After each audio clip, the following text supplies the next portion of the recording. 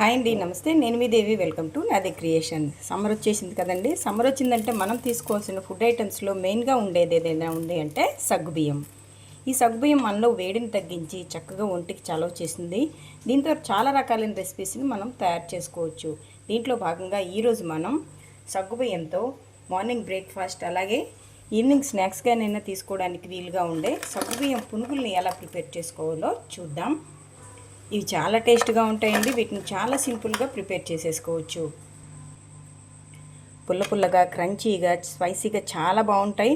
వీటిని ఎలా అయినా తినేయవచ్చు, లేదా కమ్మగా టమాటా చట్నీతోనైనా తీసుకున్నా కూడా చాలా బాగుంటుంది. పైన క్రంచీగా వస్తాయి, అలాగే లోపల సాఫ్ట్గా ఉంటాయి.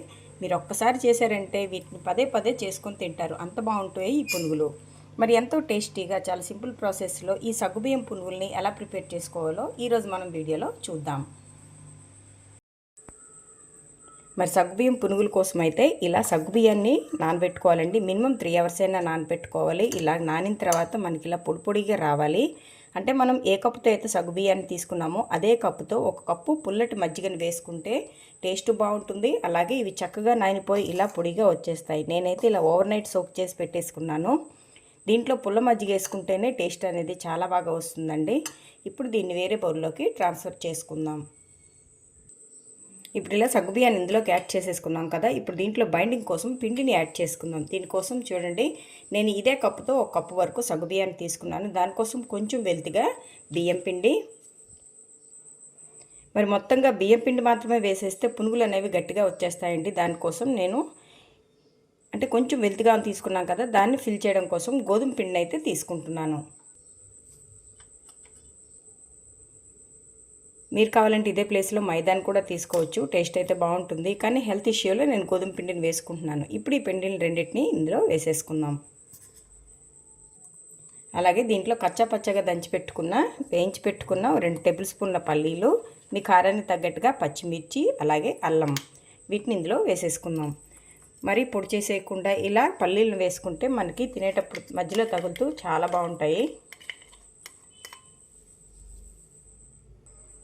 అలాగే సన్నగా కట్ చేసి పెట్టుకున్నాం ఆనియన్, కొత్తిమీర, మీ దగ్గర క్యారెట్ తురుము అలాంటివి ఏమున్నా కూడా వేసుకోండి, బాగుంటుంది.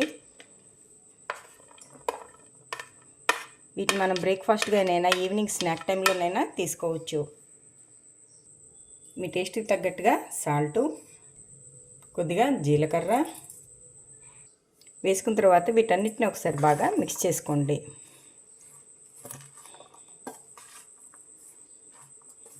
దీంట్లో మనం సోడా ఏమీ వేయక్కర్లేదండి, ఎందుకంటే మనం పుల్లటి పెరుగును వేసాం కదా, అదే మనకి చక్కగా పొంగేలా చేస్తుంది.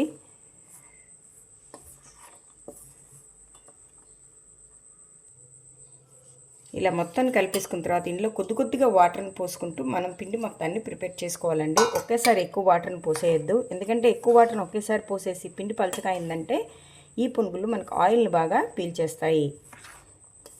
కాబట్టి చూసుకుంటూ మనం దగ్గరగా ముద్దలా వచ్చేంత వరకు వీటిని ఇలా మిక్స్ చేసుకోవాలి. అలాగని ఎక్కువ ప్రెస్ చేయొద్దండి, మనం ఎక్కువ ప్రెస్ చేసేస్తే ఈ నానిన సగ్గుబియ్యం అనేది బ్రేక్ అయిపోతుంది.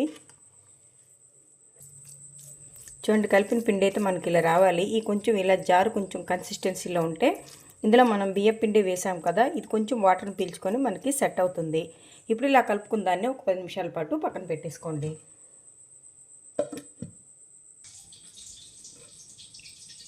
చూడండి, ఒక 10 మినిట్స్ అయ్యేసరికి ఇది మనకి చక్కగా సెట్ అయిపోయింది. ఈ కన్సిస్టెన్సీలో పిండి ఉంటే సరిపోతుంది. ఇప్పుడు దీంతో మనం పునుగుల్ని వేసేసుకుందాం. మనకు ఆయిల్ చక్కగా హీట్ అయింది కదా, ఇప్పుడు మనం ప్రిపేర్ చేసుకున్న పిండిని ఇలా చిన్న పునుగుల్లాగా వేసేసుకుందాం.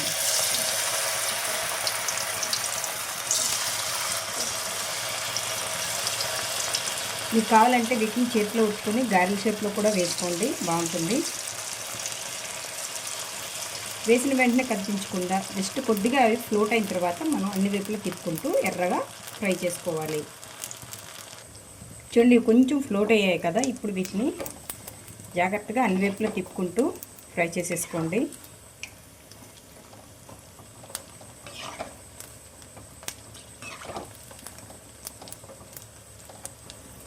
చూడండి, మనకి మంచి కలర్తో ఫ్రై అయిపోయాయి. ఇప్పుడు వీటిని ఆయిల్లోంచి తీసేసుకుందాం.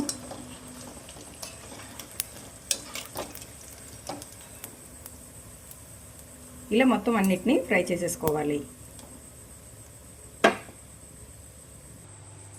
ఇలా అన్నిటినీ ఫ్రై చేసుకుని కమ్మటి టమాటా చట్నీతో సర్వ్ చేసుకుంటే ఎంతో టేస్టీగా సగ్గుబియ్యం పునుగులు అయితే మనకు రెడీ అయిపోతాయి. ఇదైతే చాలా బాగుంటాయండి.